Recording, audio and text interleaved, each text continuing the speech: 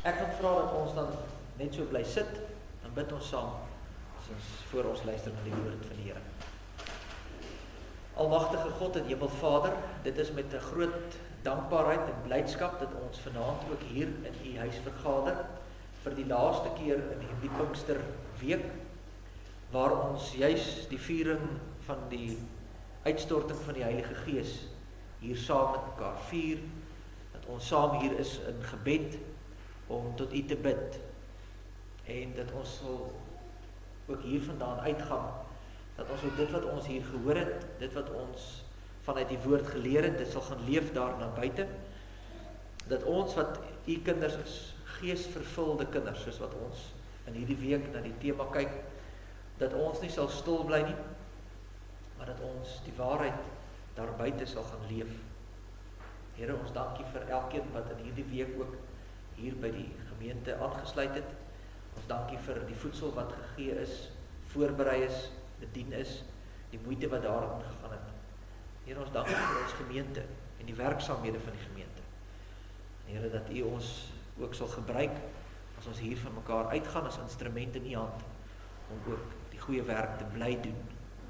Here, seën ons sodat ons verander op tot seën kan wees. Ons bid steeds vir klein Zara en ons is dankbaar vir die beterskap. Here, dat U ons gebede verhoor het en dat U ook beterskap gegee het. Maar ons bid en vra dat U haar ook, as dit U wil is, ten volle sal genees en dat hierdie herstelproses vinnig sal gebeur, dat sy ook weer terug kan gaan na haar huis, na haar ouerhuis, waar sy daar ook in liefde versorg kan word. Ons bid vir daardie gesin, pa en ma wat deur baie moeilike tye is in hierdie week. Ons vra dat U in besonder ook met hulle sal wees. Maar daar is ook ander in ons gemeente wat deur moeilike tye gaan. Daar is die wat siek is, Pieter Lou wat nog aansterk na sy siekbed, dan die Anne Berghuizen wat ook na haar rugoperasie aansterk, Marcel Kutsie dieselfde. Daar is baie wat sal graag hier wil wees, maar nie kan nie. Ons bid sonder ook vir hulle. Here, maar dan bid ons ook vir die wat hier kan wees, maar nie wil wees nie. En dis daar waar ons grootste bekommernis lê. Is daar die harte wat verhard is. En ons bid en vra dat U deur U Gees ook in hulle sal werk. Dat U daar die harde hart van klip sal wegneem en 'n hart van vlees sal gee. 'n Hart wat na U geneig is.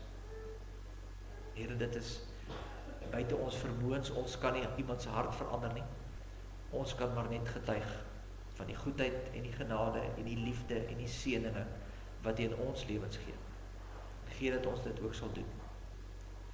Ons bid dan nou, dat wanneer ons ook hier rondom die woord vergader, dat U vir ons sal seën, dat ons ook ag sal gee op die woord, en dit ook sal gaan leef daar buite.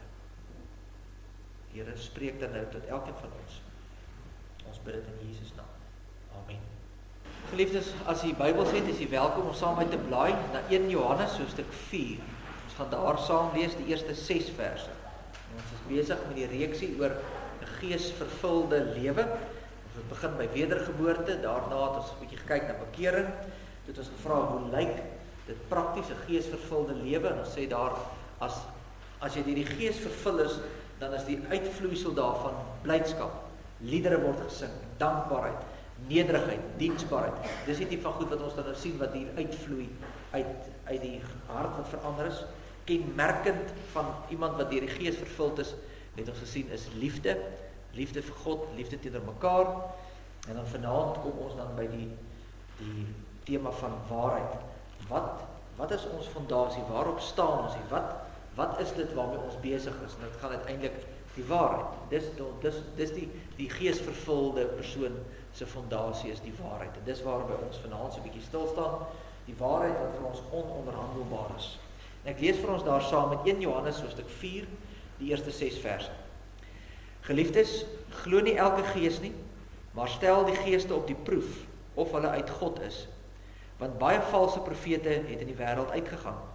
Hieraan ken julle die gees van God. Elke gees wat bely dat Jesus Christus in die vlees gekom het, is uit God.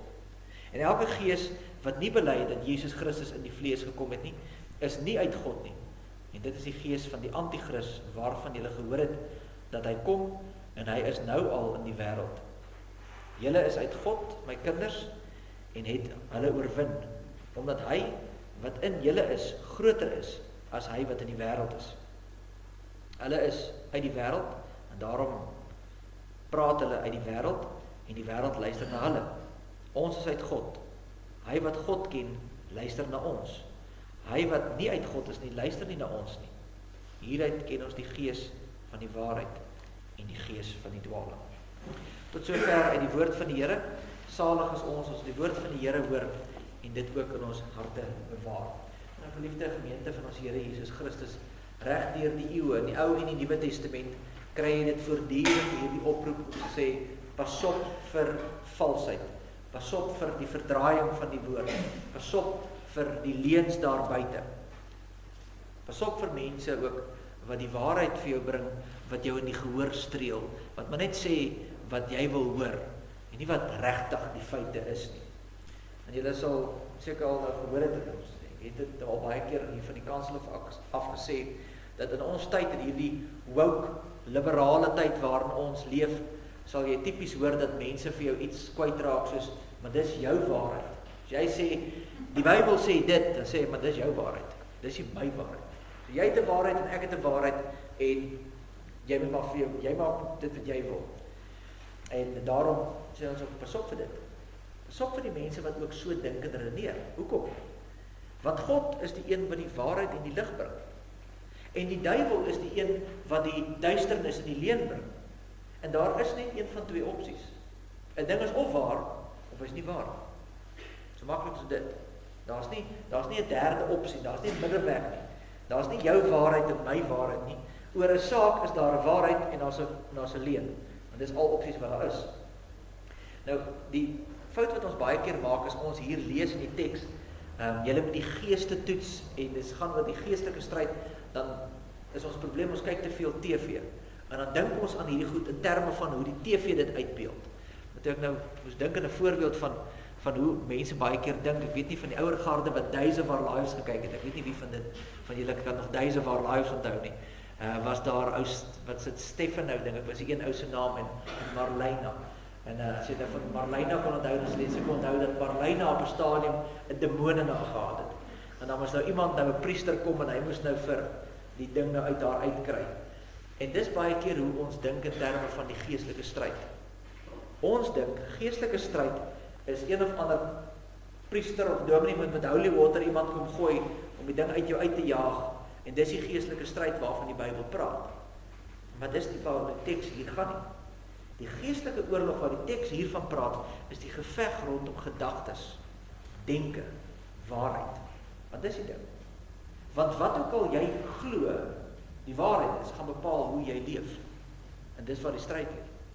As jy 'n valse waarheid het, en jy glo dis die waarheid, dan gaan jy daarvolgens leef, en dis die probleem, dis waar ons van die pad afgaan. Want daarom word ons opgeroep om te onderskei tussen wat is waar, en wat is vals. En die duiwel het nou maar 'n vaste patroon hoe hy die ding werk, en ons sien dit deur die eeue, gaan dink nou maar aan Adam en Eva, wat was die taktiek van die duiwel van die begin af? Sy strategie is in die eerste plek om jou te laat twyfel. Gaan na Eva toe en hy sê vir Eva, is dit so dat God gesê het? En dan verdraai hy die woord van God net so bietjie. Dan is so klein verdraaientjie. Is dit regtig so? So wat doen hy? Hy begin met twyfel. En hy verdraai. En dan sê Eva, nee, dis nie, die Here het gesê, ons mag nie daarvan eet nie, want anders gaan ons doodgaan. En wat is die volgende stap wat hy dan doen? Dan draai hy sommer heeltemal teen God se woord en ontken dit, sê, nee man, dis mos nie regtig so nie. Jy gaan nie regtig net daar op die oomblik mors dood neerval. Dit gaan also oukei wees. Jy gaan net verander en dit gaan beter word en. So wat doen hy? Hy vat die waarheid van God, hy verdraai dit, hy begin twyfel saai en uiteindelik kom die ontkenning. En dis hoe die Satan werk. God kom met 'n duidelike woord en sê dis hoe dit is. En dan kom hy en sê, maar is dit regtig so? Wat van dit? Is dit nie ook moontlik nie? En so begin die twyfel kom en uiteindelik kry jy op so 'n punt waar jy wegkom van die waarheid af en jy uiteindelik die leuen glo. En dis die gevaar. Nou as ons dan na ons teks gaan kyk, vers 1 sê, geliefdes, glo nie elke gees nie, maar stel die gees tot die proef, of hulle uit God is, want baie valse profete het in die wêreld ingegaan. En die vers leer vir ons, daar is net een van twee moontlikhede. Of jy verkondig die waarheid van God, of jy verkondig die leuns van die duiwel. Die dwalinge wat ons in die wêreld sien vandag, en ook binne die kerke is, en baie keer in die kerke hoor, is nie net eenvoudig menslike foute nie. Dis nie net 'n ding van, oeps, ek het per ongeluk hierdie ding nou verkeerd geïnterpreteer. En die skrif leer vir ons, dat wanneer daar dwalinge in die kerk inkom, en onder die gelowiges inkom, dan is dit omdat daar 'n demoniese mag daar agter sit. Dis die gees wat jou weglei van die waarheid. Agter dit lê die boosheid, wat begin het met twyfel en verdraaiing en uiteindelik 'n dwaalspoor. En daarom word hierdie ding verkeerd verstaan. En daarom moet ons waaksaam wees en vas staan, en hy sê, moet ons dit alles toets aan die woord van God. En verstaan my mooi, ek sê nie, dat as iemand met 'n dwaalleer kom, dat hy 'n demoon in hom het nie. Dis nou nie soos Marleyna van Days of Our Lives nie. Dis nie dat hy 'n demoon in hom het nie. Dis bedoelende net, goed gebeur met jou baie keer. En dis waarvoor jy moet waak. Want nou gebeur daar 'n spesifieke ding met jou. En jy dink oor 'n saak in 'n rigting. En dan op die TV sien jy dalk toevallig in daai week ook iets. En jy lees 'n week later weer iets anders oor hierdie selfde ding. En ewe skielik, soos wat die Engels sê, connect the dots. En dan kom ons nie by die regte plek uit nie. Want hoekom nie? Want die bose magte het jou gelei om 'n ander ding te glo. Hulle is nie in daai persoon om hulle oor te neem en te sê, glo dit nie. Maar hulle gebruik die omstandighede rondom jou en hulle lei jou uiteindelik weg van die waarheid af. As ek gou vir dit, ek lees gou vir wat staan in 1 Timoteus 4 vers 1. Maar die Gees sê uitdruklik dat in die laaste tye sommige van die geloof afvallig sal word en verleidende geeste en leringe van duiwels sal aan. So hy praat hier van die evangelie wat verkondig word, mense wat dit hoor, mense wat verstaan, wat gaan in die evangelie aan, maar hulle kom nie waarlik tot geloof nie. Hoekom nie? Want hulle hang hierdie leringe van die duiwels aan. Die duiwels het agter die skerms gewerk om goed te verdraai, en 'n klein dingetjie net hier en daar te verstel, en nou is dit nie meer die woord van God, suiwere woord van God nie, en dis hoekom dit uiteindelik die ding deur die mat laat val, want ons sit hier met 'n stuk valsheid. En die probleem is, daar's demone wat in hierdie wêreld is, juis met die doel om verleiding en misleiding te bring. Dis hoe die Satan nog altyd werk. En die waarheid van God aan te val. En hoe doen hulle? Die volgende versie sê, deur die gefeinsheid van leenaars, wat gebrandmerk is in hulle eie gewete. Valse leraars, geweteloos, hulle is gebrandmerk, hulle is soos iemand wat gewete gebrand is, hulle voel niks nie, daai punte is doodgebrand. Hoekom? Want hulle word gelei deur valse geeste. Weereens nie, van binne af 'n demoon binne in iemand nie, maar daar's goedjies wat gebeur, in plaas daarvan om te toets teen die woord, en te sê, hoorie maar, hierdie ding het nou gebeur, ek het dit so geïnterpreteer, en die ding het gebeur, en ek het so geïnterpreteer, wat sê die Bybel oor dit? En wat sê die Bybel oor dit? Maar nou het ek my eie afleidings gemaak, en dis hoe ek uiteindelik op 'n dwaalspoor kom. En dis hoekom Paulus ook dan later sê, Efesiërs 6, hy sê, ons stryd is nie teen vlees en bloed nie, dis nie 'n bekleierery, die mekaar op die vuis te tackle nie, dis nie waar die groot stryd lê nie, die stryd lê hier. Dit is 'n stryd vir die gedagtes, en 'n stryd vir die waarheid, dis waar dit gaan. En hierdie teks kom wys vir ons dat enige aanval op die skrif, enige aanval teen die waarheid van die skrif, is nie net bloot menslike foute nie. Nou ons maak die fout om baie keer goed ook te laat verbygaan. Nou maak iemand 'n foutjie, of iemand sê iets wat ek kan sê, kom jy nou daar. En baie keer laat ons dit net maar verbygaan, want ons sê, dit is sulke oulike mense, weet hulle bedoel eintlik maar goed. En daarom kom ons los dit maar net, want hulle tas nou heeltemal die ding nou mis, en hulle verstaan eintlik nie regtig hoe die Bybel nou eintlik dit verduidelik nie, maar hulle is oulike mense, so kom ons los dit nou maar net. En die Bybel sê vir ons, nee, jy kan dit nie doen nie. Ons kan nie iemand net laat verbygaan nie. Jy kan nie maar net sê, jammer nou daaroor. Want die teks wys vir ons, as iemand 'n verkeerde siening oor die leer van die woord en van die waarheid het, dan is dit nie net hy wat 'n foutjie gemaak het, dis die bose magte wat agter dit sit, en hierdie mense op 'n verkeerde spoor lei. Jy moet help.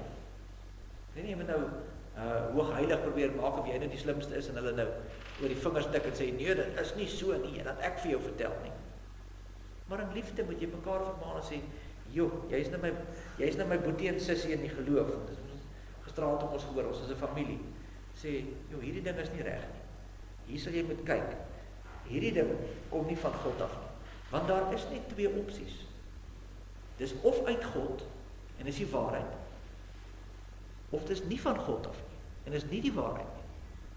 En daarom al is jou mense hoe oulik, dan moet jy nog steeds die waarheid bly praat. Ons moet staan vir dit wat waar is, want dis wat 'n geesvervulde mens doen. Ons sê, dis die waarheid, en dis hoe dit is. So, die punt is, as jy nie suiwer op die woord van God staan nie, en daar's mistastings, en daar's dwalings, dan beteken dit, daai mistastings kom van die duiwel af. Dit beteken, in ander woorde, dat alle godsdienste, behalwe die van Christendom, die moslems, die boeddhiste, en wie ook al, die oorsprong daarvan is uit die boosheid.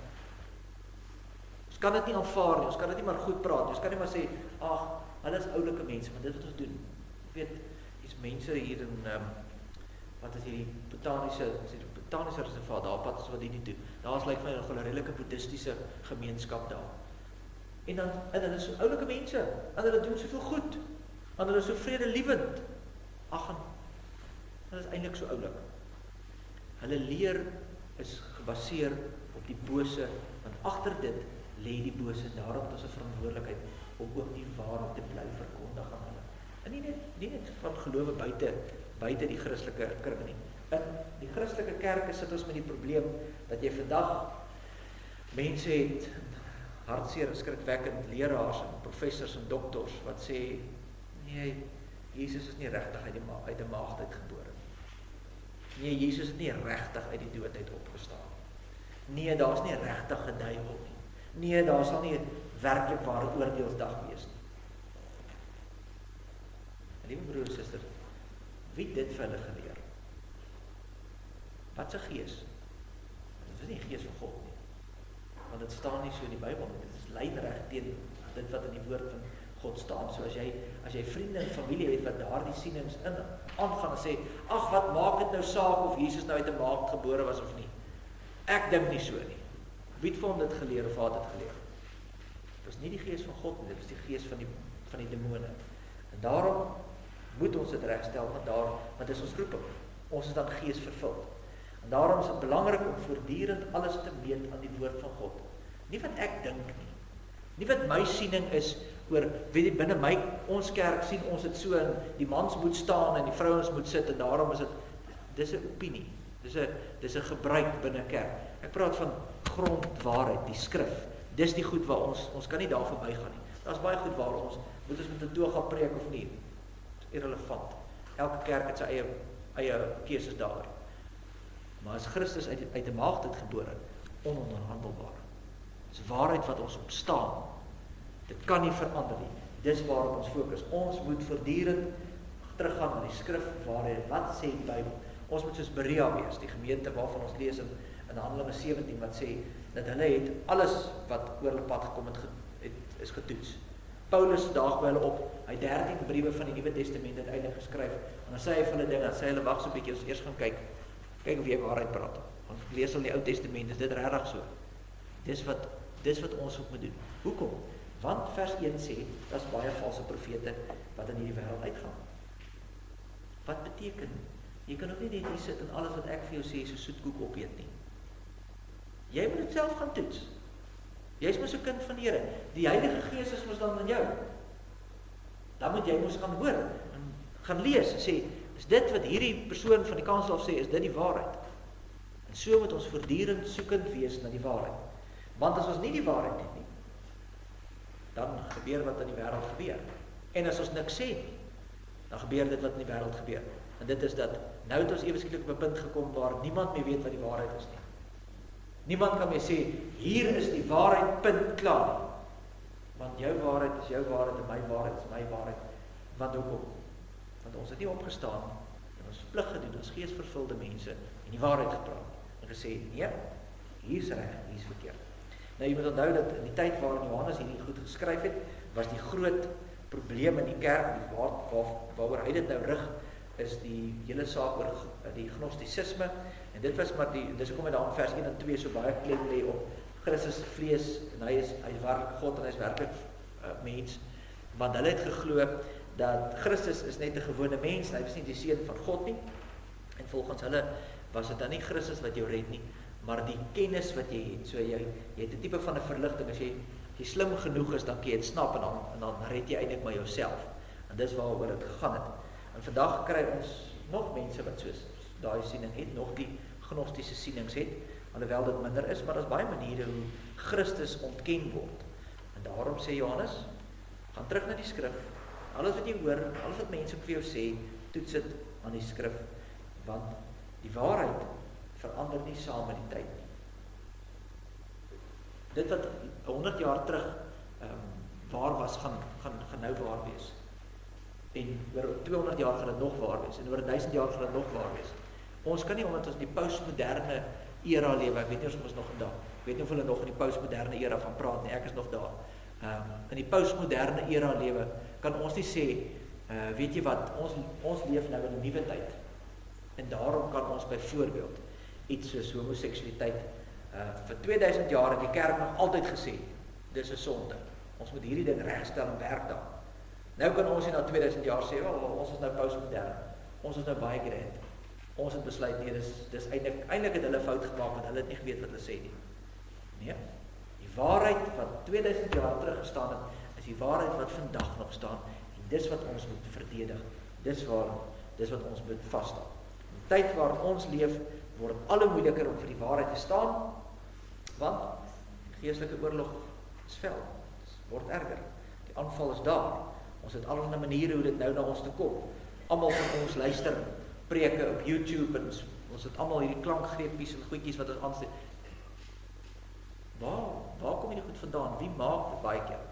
Is daar toesig, wat ouderlinge toesig hou, is daar gelowiges wat hierdie goed nagaan? Nou luister ons stuur die goed, die aanval is moeilik, en dit is 'n aanval op die wêreld beskouing. Hoe dink ons oor die wêreld? In die begin gesê, het gaan oor denke, het gaan oor wat is die waarheid en hoe sien jy die waarheid? En nou gebeur dit dat die wêreldbeskouing van mense het nou verander. Wat is die groot ding nou by ons, in die tyd waarin ons nou leef? Is inklusiwiteit. Dis die groot, dis die lekker gonswoord. Inklusief. Almal moet 'n plekkie kry. En daarom kan ek, as ek nou wil, môre gaan aansluit by die vroue, ek weet nie, swemspan. Want ek identifiseer daar nou as 'n vrou, en dis my waarheid, en julle mag nie vir my sê, ek mag nie gaan swem vir hulle span nie, want dan kom jy my te na. En daarom sê die wêreld, ja nee, hoe dink die wêreld nou? Inklusief, almal moet 'n kansie kry, moet tog net nie iemand wegwys nie. Dieselfde gebeur nou in ons godsdiens. Almal word geakkommodeer. Ons moet tog net nie iemand sê, jammer, dis verkeerd. Nee, jy kan nie so leef nie. Nee, dis nie reg nie. Ons het leef in 'n tyd waar die gedagte is, leef en laat leef.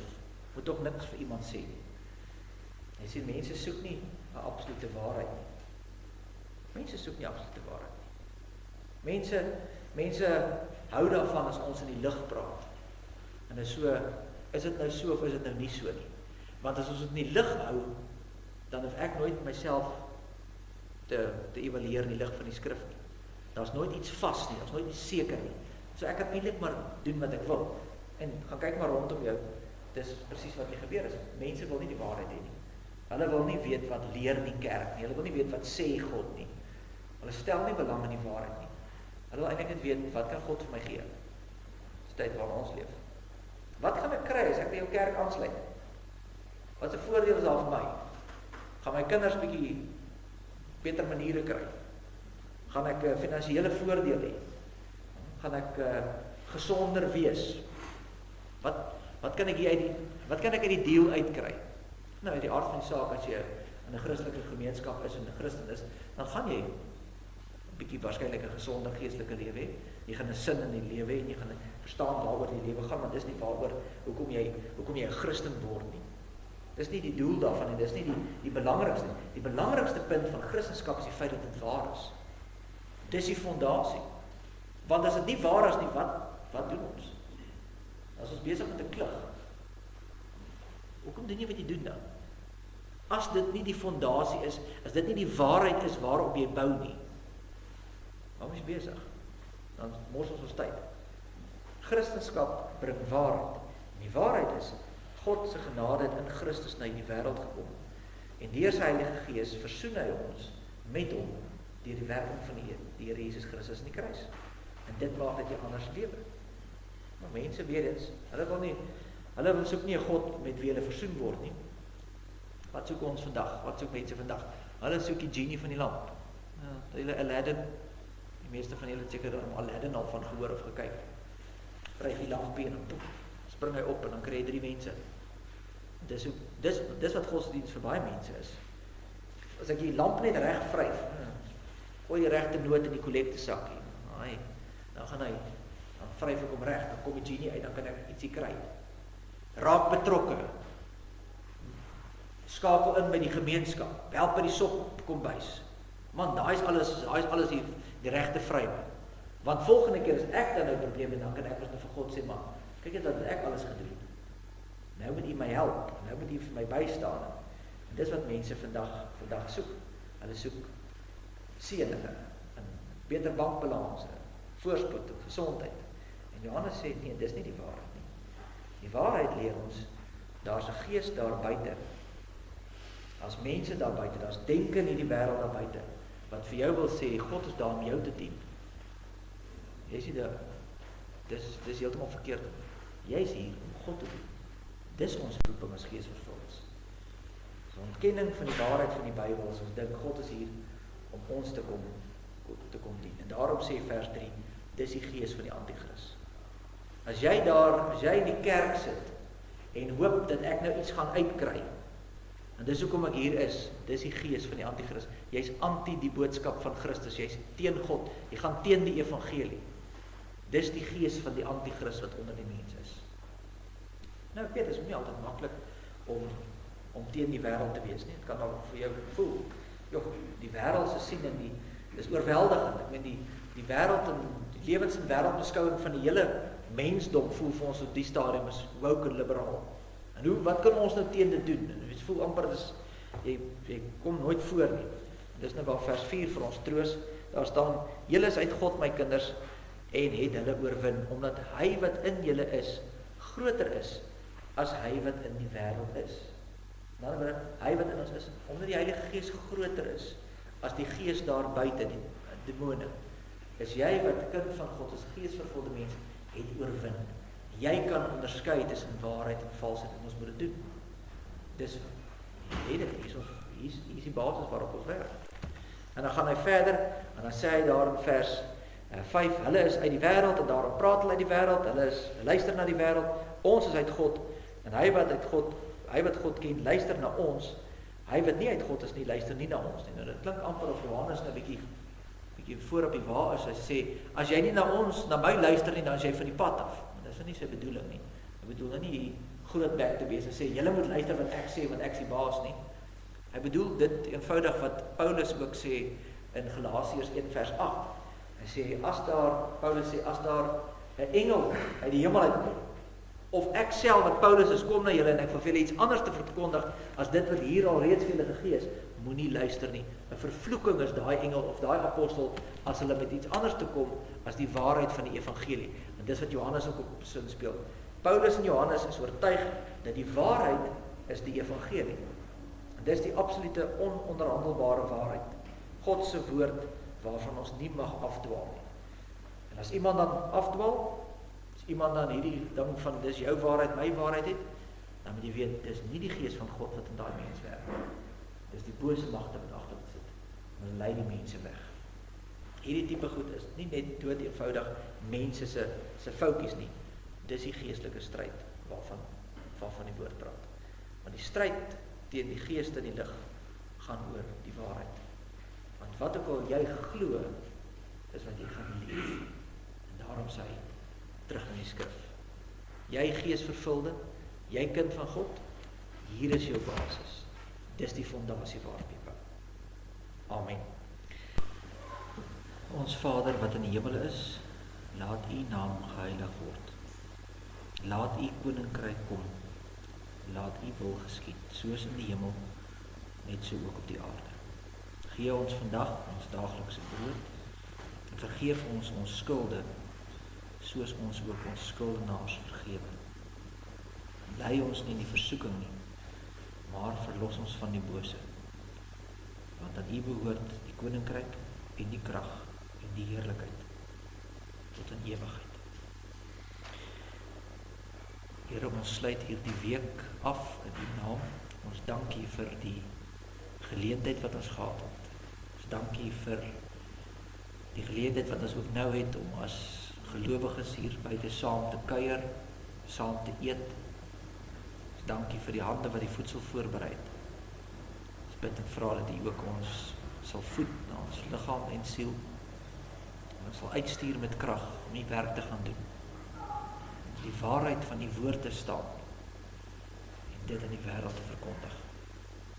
Help ons daar. Ons bid dit in Jesus naam. Amen.